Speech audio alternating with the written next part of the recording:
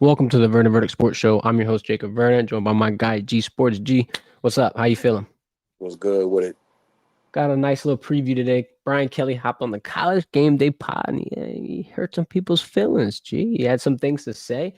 I don't necessarily disagree with him, but we're going to react to him. We're going to open the floor for discussion. If anybody has any questions, comments, concerns, as per usual, drop them in the chat. We'll get to them throughout the show. LSU dropped their schedule, too. Not a lot of primetime action. Not a lot of Saturday nights in Death Valley, at least when it matters most. NBA Finals going to kick off again tonight. Game 4 in Indy. They took a series lead. Vegas was kind of doubting the Pacers a little bit. And my boy Halliburton hitting a Superman moment and putting the team on his back. But quite frankly, hey, we're going to shout out the bench. Got a couple of key statistics that might, win over some doubters in terms of Indianapolis. And then obviously, as we do every Friday, best headlines of the week. I got 3 headlines for you. I'm going to break them all down. But first things first, let's jump into this Brian Kelly segment. So, he talked about a lot of things. Revenue share, Garrett Nusmar, Harold Perkins. Start off with the first one. I feel like the biggest takeaway I got from this is that they already had a plan in place. I think he said the beginning of May they were already getting this set in stone, rather. And you know the old adage, G, if you fail to plan, you plan to fail. LSU is one of the biggest brands in college, and they're a big brand for a reason. They got a lot of smart minds, a lot of smart people in the building, and this is no different. They're kind of ahead of the curve, so to speak, but there's still a lot of other question marks, a lot of things that you're going to have to iron out. My biggest question mark, and he kind of touched on this in the episode, is how do you enforce this? Because naturally, yeah, you got a salary cap. Yeah, you're going to have a clearinghouse that every single deal over $600 will get investigated, and hopefully, they pin it to a true fair market value to prevent people from getting overpaid or whatever the case may be. I'm going to go out on a limb and say I just don't think all this litigation, all these rules, all these guidelines, one, they're probably not going to be followed to a T, and two, as we know at the NCAA, they're not all going to get enforced the same way. So naturally, it's a good start, but I think we're on a long, long road. This is just a beginning. G, what do you think about in terms of enforcing this and just the overall reactions to hearing things like that? I like that they're enforcing some type of rules and putting some guidelines in place. But in actuality, it's going to go back to how it was before NIL was even introduced to college sports. You're going to start seeing people get the paper bags, the drop-offs in the back of the trunks, the meet me at a post office and look inside the building. They got a black book sack with a large number of $100 bills in there. It's gonna get back to that, bro. It's no policing this. It's too difficult to monitor this around the clock. Especially when you got agents and all these different handlers involved. There's no way. So I'm glad that they're trying to put some guidelines in place. And look, that's just what comes with college sports, bro. It's just gonna be a lot of underlying shit going on behind the scenes that you can't police. And all the NCAA and people that's working in favor to make sure they have some rules in place. All they need to say is, look, we tried, we put some rules, we put some guidelines, we did our part. All right, so nobody can sit here and say that we didn't try to get some structure, right? And if people want to move, and don't have no integrity, and try to get an advantage in some kind of way by giving people cash under the table, you just got to live with it. We don't live in a perfect world, but I'm glad they put this in place. I agree. Yeah, it's a start for sure. You know what I think we need, though? We've been saying it for a while. You need a damn commissioner, college football commissioner. Get somebody out there that at least is the face and has the proper motives, the proper internal moral compass to be able to lead this entire, league, so to speak, in the right direction. I mean, I know a guy, Nick Saban, got a couple other guys you could probably throw in the mix as well, but it'll be interesting to watch how the hammer, so to speak, gets dropped on some of these people because it ain't gonna be smooth. This salary cap gonna be played with. Somebody gonna try something, and you're gonna have to pretty much wait to figure out what that is. Yeah, they just can't have no paper trail. It's gonna be I'm interesting. telling you, it's going back to straight cash. You ain't nobody gonna get no Zelle. You ain't gonna get no cash apps, no Apple Pay. It's gonna be straight cash, how they used to do before NIL was introduced to college sports. It's about to go back to that. I'm telling you. Hey, look, at least, maybe in a positive light. At least you're going back towards the old days, and it's not getting as bad as people want to say college football or college sports are changing all the time. Hey, look, that's an area where you're going back to your roots. So there you go. Another comment BK made. I found this interesting. We're just going to talk about this one briefly. Harold Perkins, right? First off, he gave an update on Harold Perkins and Whit Weeks both being healthy, which is a plus, a big thing. Whit got injured a little bit, went down in the bowl game, small dislocated ankle, was able to go through a procedure, sat out the whole spring, and as of right now, he's cleared to play in fall camp. He's going to get back in it, get back in the pads, get back in the mix. And it says a lot for LSU's defense as a whole. Coach Kelly doubled down and said this roster is obviously the best they've had on that side of the ball in quite some time. And Blake Baker's been able to get all the kinks ironed out. The biggest one that fans have been talking about is Harold Perkins. And we've talked about it time and time and time again on the show, but we're going to double down one more time, let everybody know the deal. So Harold Perkins moving to star, right? A lot of people are worried about the decisions, the fact that he's going to be in coverage, the fact that there could potentially be a speedy slot that he has to get, one-on-one with. And with that being said, obviously you're going to need a lot of help. I think the secondary is at its best that it's been in quite some time, 3-4 years, if you will. And that's going to be a big part into addressing some of these issues. But, like he said in the show, you got to also do what's best for the player. Fans obviously have a tendency to want to do what's best for the team, what's best to win a game, what's best for victories on Saturdays. And look, that's cool. That's fine and dandy. But Harold Perkins still has to get to the NFL and ball out. Talk about the star position and what you think here. Is that the right move? Absolutely the right move. Uh, like we talked about before in previous segments, that Blake Baker understands how to adjust his defense to where Harold Perkins will be able to get evaluated properly by the NFL and also put LSU's defense in a position where they can get the most out of Harold Perkins. Just because he's going to be dropping in coverage don't mean he's never going to blitz. That doesn't mean he will never line up on the edge and rush the passer. He's just going to be used in a multitude of ways. And like I've been talking about this whole offseason, what they did in the transfer portal and getting all these guys, and Patrick Payton and Fireburn from Florida and Jamari Butler from Nebraska, the kid, the big D tackle from Texas, they going to be fine, bro. They're not going to be relying on 7 to be able to get to the passer because they got a plethora of other guys that could do it. So I just think this is going to make things easier for Harold Perkins. And you're not going to be hearing this question week in and week out when the season comes of how are you guys going to go Harold Perkins on the edge so we can get pressure on the quarterback, because they're going to get pressure from these guys we just named. And then you talk about guys that's been developing, who played as a true freshman, Relaford. I think he has a promising future. I think he showed a lot of flashes last year that he can be an impact player on his defense this year as a guy that rotates in. You know what I'm saying? So I think LSU defense will be fine, and I think that Harold Perkins will be able to play a lot of different positions on that field and help that team and help himself when you talk about his draft stock. And that's going to be a big piece to LSU this year, especially in week 1, when you're going to be facing a tough test in Clemson. Cade Club, they're going to have to get him off his spot, get him a little uncomfortable because, hey, he's a gunslinger in his own right? Everybody's talking about Nusmar. We'll get to that comment here in a little bit, but I want to touch on what Coach Kelly said in terms of the Clemson game. Obviously, they need to win the game.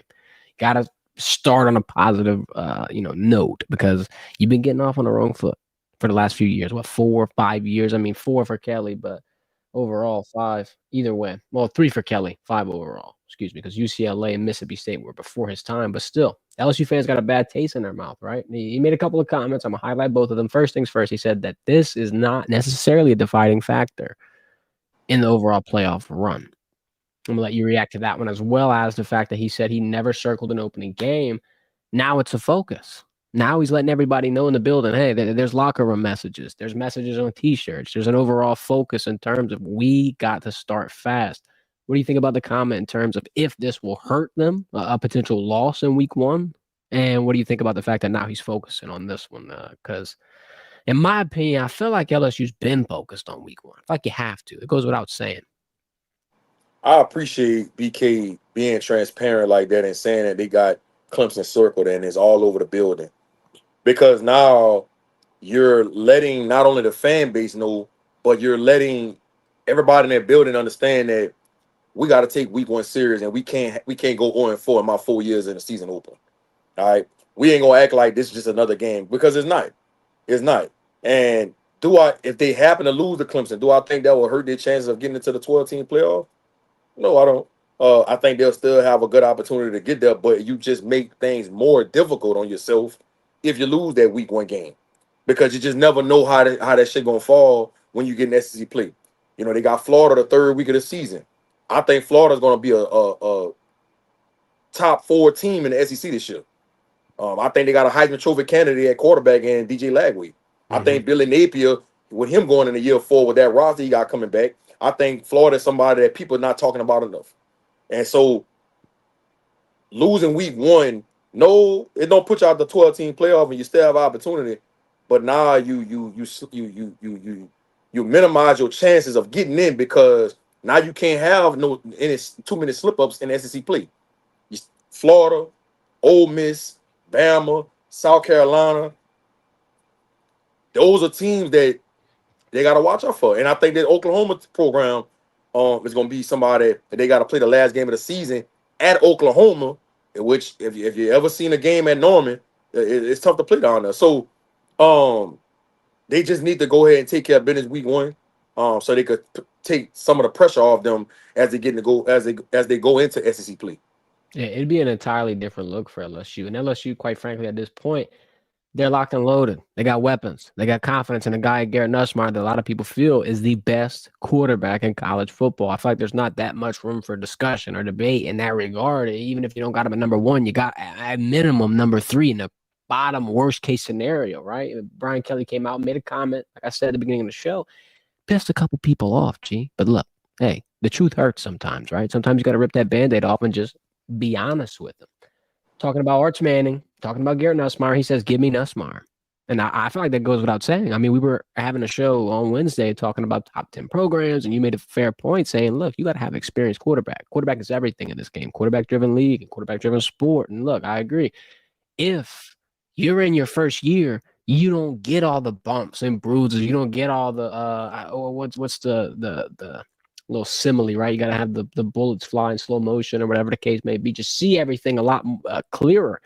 Dial it back to Jaden Daniels' first year. Shit, even Joe Burrow's first year wasn't the smoothest. Wasn't horrible, but it wasn't the Heisman season that you inevitably got to see out of those quarterbacks. Same thing with a Garrett Nusmar last year. Had a great year, had to iron out the kinks. That's why the confidence is on him this season. Arch Manning, in my opinion, I think he's got a lot of growing left to do, and it's because it'll be year one in a tough conference. He's got a great team, got a great supporting cast. But if you ask me, I'm going to go as far as to the draft next season. I don't even think he's ready for that. I think he does stay and play a whole nother year of college football. So that take to me, I don't get why it upset a lot of people. I mean, mainly the people upset as Longhorn fans, so we can pretty much use deductive reasoning as to why they got mad. But let's talk about Nusmar, the weapons they got around him, how they were able to lock and load. Aaron Anderson, Trudez Green are obviously returning. You go in and add Barian Brown, Nick Anderson. Quite frankly, gee, if this offensive line turns around and performs and protects Nusmar, once again, you're looking at the best offense in college football. I'll go out on a limb and say that. It's all about that front five. If you can get that rolled out there, I think you got dogs. You got them all over the place. What do you think about that and the Arch Manning comment? So if BK would have came on and said that he rather Arch Manning over Nussmeier, Damned what if you you think? How you do. think the fans would have reacted to that? Damned if you do, damned if you don't, G. Oh man, lose Yep. situation. All right. But I do think what BK said was he felt like that for real because at the end of the day, Arch, I think he appeared in what 3 or 4 games last year, I believe. Let's and go take a look. yeah, I think he appeared in like 3 games last year. And look, he showed that he belongs, and he showed that he has all the capability and the tools to be a really good quarterback. But Nussmeier played a whole season and threw for 4,000 yards. Yeah, he had some bad moments, but he had some really good moments too. Mm-hmm. Um, I think he takes that momentum and that experience from last year and brings it into this year. And I just think that he's gonna be on a whole nother level. I think that anything a defense throws at him, whether they trying to disguise their coverage, move safeties around, he's gonna be fine. the biggest thing that BK talked about on that game day podcast was him understanding when it's time to check the ball down, not trying to always meet the home run play. I think that's going to be the biggest development for Garrett Nusmar, and he said he's seen that throughout the spring. When you go on the road to someone like Death Valley, right? You got to understand that. Look, I don't have to throw that 30-yard, 40-yard bomb down the field to Barry Brown or Aaron Anderson every time. I think we got a one-on-one matchup. I could drop it down to Caden Durham, right? I could drop it down to Caleb Jackson. I could drop it down to Harlem Berry, or throw the little curl route to Bauer Sharp, and get a 5 or 7 yard game and move on to live to see another down. I think that's gonna be the biggest adjustment that we gonna have to see from Garrett Nusmar in year 2 as a starter. And if he does that, that's gonna open up everything down the field. And you're gonna see Chris Hilton scoring on a 60-yard post, Baron Brown streaking on a 9 route, Aaron Anderson catching a comeback and making somebody miss it, putting that foot in the ground and hitting his head on the goalpost. You're gonna start to see those type of things happen if Garrett Nusmar takes what happened last season and use it and says is, look, let me check it down sometime. I ain't gotta force this down the field. And I think what's gonna help Garrett too, this defense is gonna be a lot better, which will get that offense more possessions, which will make Garrett say to himself, all right, we got a good defense. If we not giving up 28 points a game, all right, I can kind of take my time with this and thinking don't when I have to, and then take my chances when I get it. And I think that's gonna be the biggest thing for them this year, man. Look, we know they get this the best roster they done had since BK has been there. I think their receiving core is super, super talented. I know a lot of people are saying that they think this receiving core is better. It's one of the best in the country. I don't know if I'll go that far because we still have a lot of question marks, right? Nick Anderson, right? He missed all of last year with the groin, right? Destin Hill missed all of last year with the ACL, right? Baron Brown wasn't really a true number one at Kentucky, right? Really good player, dynamic. We know he could blow the top off of defense, but we still need to be able to see him in that number one role, right? Chris Hilton been injured every year since he's been at LSU. We know the talent. We know he can blow the top off of defense. We know that he's a touchdown waiting to happen. Bauer Sharp led Oklahoma in receiving next year. He's the only one, and Aaron Anderson, they're the only ones in my mind that I know that I don't have a question mark about. Caden Durham, he dealt with some injuries last year. Everybody, I think he kind of bursted onto the scene last year and nobody really knew about it. Well, everybody got film on Caden Durham now. Will he have a sophomore slump? We'll see. Caleb Jackson didn't take that next step in his process last year as a sophomore. Can he get rid of that sophomore slump and take another step? So there's a lot of question marks on that offense of what will be.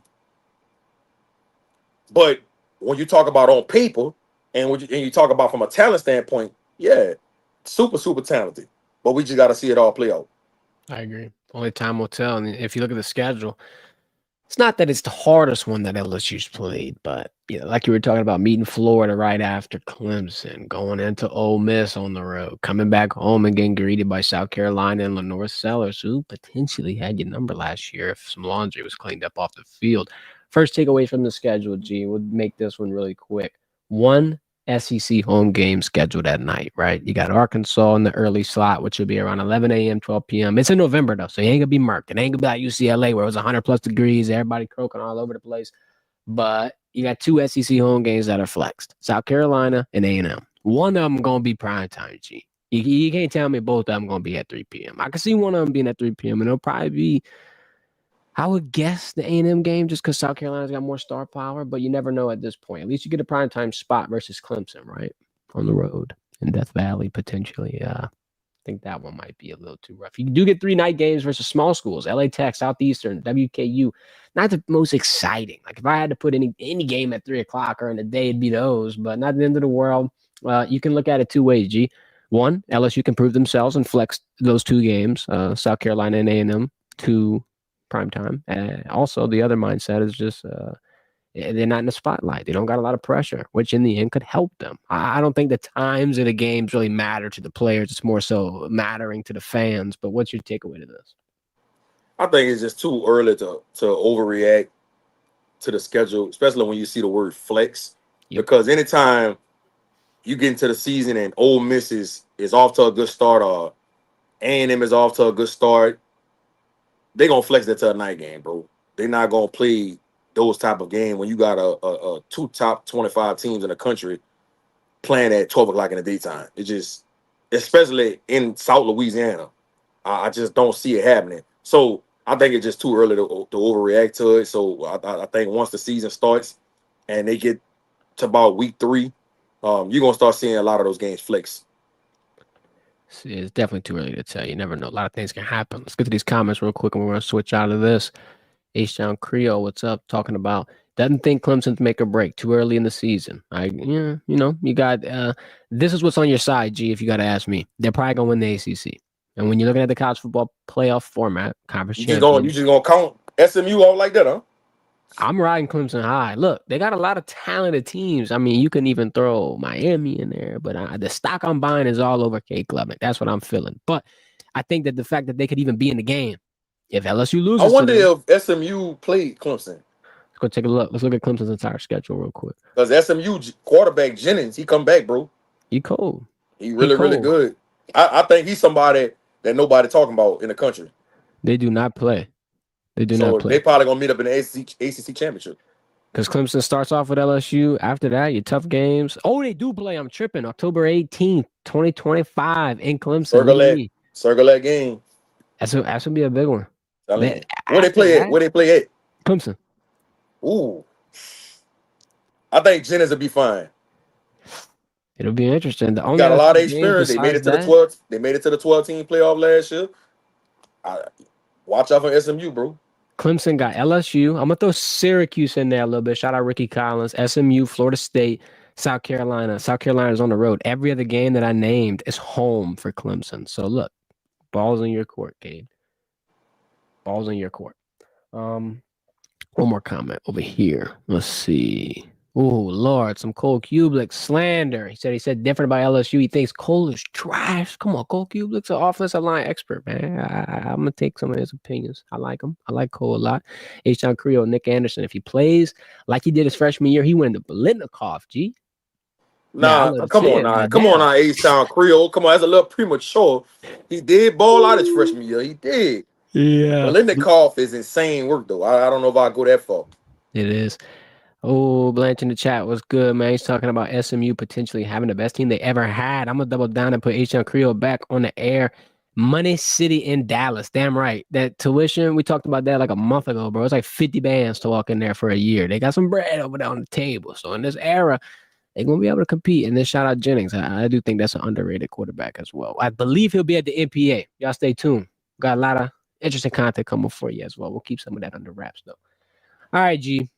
Let's talk about some NBA Finals. Let's talk about what the hell Halliburton took the Pacers, not just him. Pacers took a 2-1 series lead in the first finals game in Indy in 25 years. It wasn't, the most beautiful victory. It was close. It was physical. They had a little flagrant that a lot of people were questioning at the end of the game. I'll open the floor to you for that as well, but I got some statistics. I always hop on here with some next-gen stats. I can't just keep it boring. Teams that win Game 3 of a 1-1 NBA Finals, G, have gone on to win 80% of the time. That's all I'm going to say. Indianapolis is looking damn good. Pacers are also unbeaten after taking an L, 5-0 this postseason. If you look at Game 3 as a whole, the fourth quarter, it got blown wide open. 32-18 run in the fourth. Another key stat. Indy's bench outscored Oklahoma City's 49-18. I mean, good Lord. The proof is in the pudding right there. Pacers right now only plus 185 to win the whole series. We told you plus 550 was too high.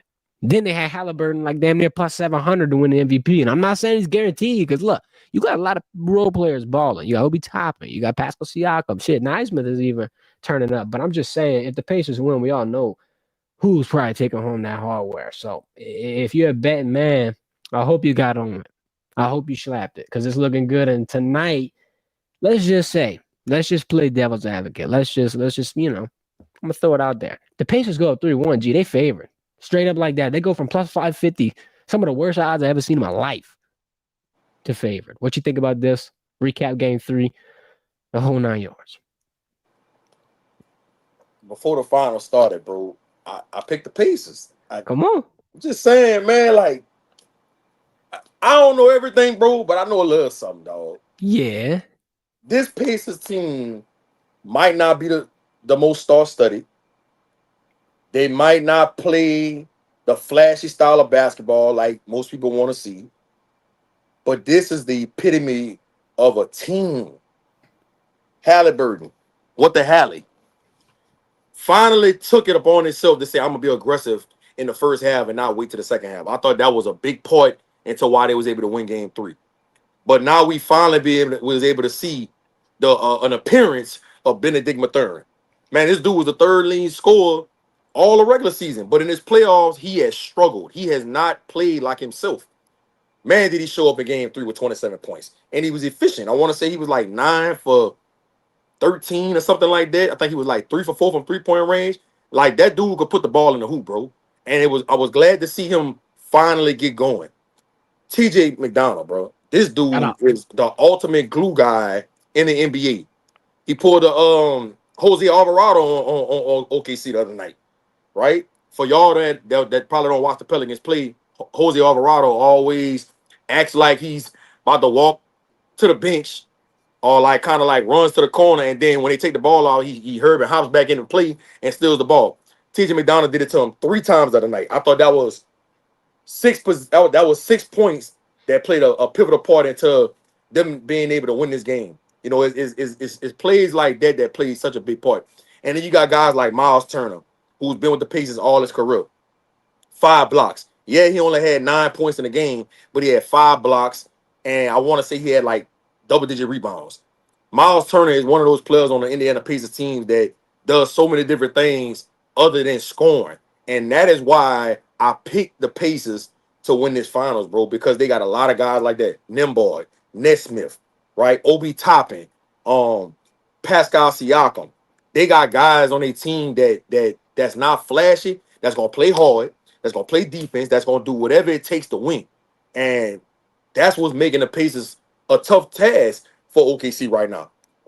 I think somebody like Chet Holmgren, Jalen Williams, and SGA.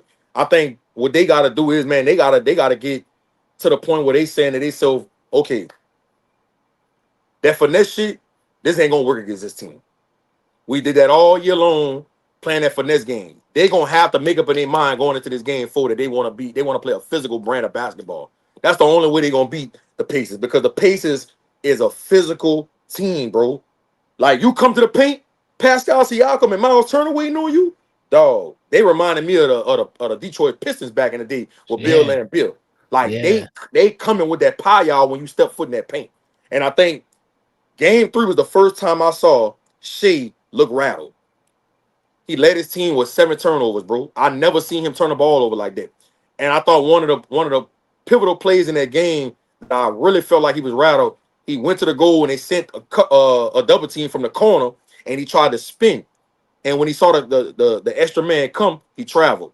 And his facial expression, his body language after they called that turnover, it let me know that he was rattled, and he didn't look like himself. Do I think OKC gonna battle and come back and make this a series? Yeah, I mean, this series is far from over. But I think if they want to win, bro, they're gonna have to play a physical brand of basketball, because the way Indiana playing right now, bro, they know they can't get into a up and down shootout game with OKC. They know they gotta rebound the basketball, block shots, send them to the foul line, foul them hard. They know they got to play that type of basketball. They won't be OKC.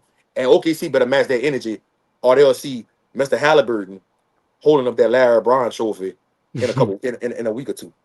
And this is one of the first times this season you see the Thunder start to kind of get out of that favored light. Everybody was saying they're the number one team, and look, Shea been balling, right? I mean, averaging 30 points half the time. He dropping plus 40, and now you're in a spot where the pressure's on more than it probably has ever been. You're really gonna get to see his true colors here. Yeah, people like Shaq saying, "Get a ring, Shea, and you one of the best in the league." And Halliburton said, "Whoa, whoa, whoa, whoa, whoa, hold up, swole up. I think I'm Not gonna so fast. say about that." Gonna be interesting to watch. All right. We might have time for this segment. I'm gonna just hurry up, quickly flash between a couple of headlines, and then I'm gonna leave the last one up for G to react. Tom Brady getting a statue. I think this is worth noting. Yesterday was Tom Brady, day 612, 6 rings in New England, obviously number 12, TB12. Going to get a statue unveiled on August 8th in a preseason game versus the Commanders. Shout out JD5. I can't wait for it. Tom Brady, obviously, GOAT. Gonna have a nice speech, probably. Gee, this statue better be 5,000 foot tall, solid gold, represent everything he did for this franchise. That thing better be huge, towering over Gillette Stadium. That goes without saying. One of the best of all time. Another quick headline right here. This was interesting, right? Now I'm not gonna dive into this too hard, but the House settlement here. My first thing that I think of when I see Joe Burrow, when I see Zion Williamson is, bro, they already got bank.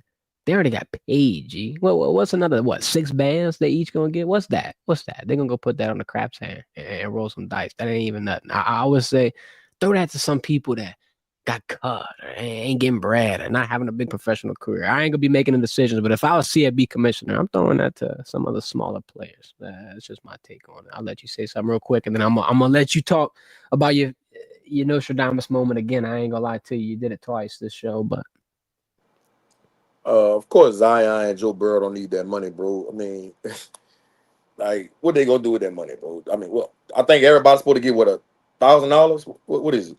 I think it was around 5, depending Five because hundred? Like, come on, man. What we talking about right now? yeah, they don't need What we that. They talking about getting right now? paid dummy money. They make that in 2 seconds in the middle of the game. So Yeah, they're not all even gonna right. see that money. Oh, And of course, Tom Brady. I mean, bro. I mean, his statue going up at Gillette Stadium. Like, honestly, they better make this statue equivalent to how Shaq's statue looked in front of what is not the Staples no more. It's crypto.com arena. Crypto.com. They need to make that statue similar to that. Like how big it is. Like, please don't give them a statue how they did AI. Nah. Oh, It, yeah. yeah, what the Philadelphia 76ers did with AI statue, that was horrendous. Like, don't do Tom Brady like that. But you know, no surprise here, man. You know, he's the best quarterback I've seen in my era. Um, I think that when you win 6 rings and you did it the way you did it, with not having a prolific receiving core throughout those whole 6 rings, I think that goes to show you how good he was. I mean, I want to see the year he had Randy Moss and he ain't He even didn't win it win. that year. He ain't Or even win Wes it that year. Welker. Didn't do Yeah, that either. yeah, Wow. that was the only time he really had real weapons. And so that's why when people try to compare Tom Brady to Peyton Manning, I always say if Tom Brady had Reggie Wayne and Marvin Harrison and Demarius Thomas. that Dallas Clark and all them, come on, bro. Like, the dude would have Fair. probably would have put up records that would never be broken. Just saying. I agree.